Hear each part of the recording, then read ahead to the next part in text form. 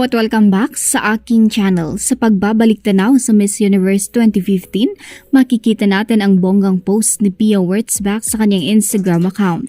Nagulat ang mga taga-subaybay sa kanyang larawan kasama si Ariadna Gutierrez, ang first runner-up sa parehong patimpalak.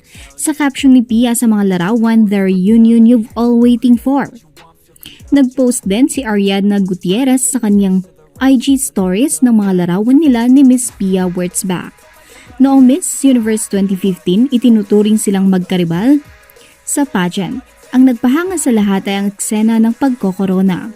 Maalala natin na maling inihayag ni Steve Harvey na si Ariadna ang panalo, agad niyang inamyendahan ang kanyang pagkakamali at nilagyan ng korona si Pia. Ang pagkakamali ni Harvey ay nag-iwan ng marka sa kasaysayan ng pageant na ito.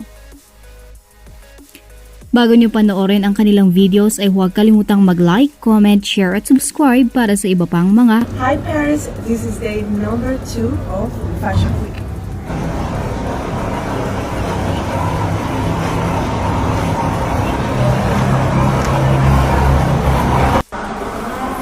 Hi. Hello. I'm Pia. I'm Chas. I'm Message.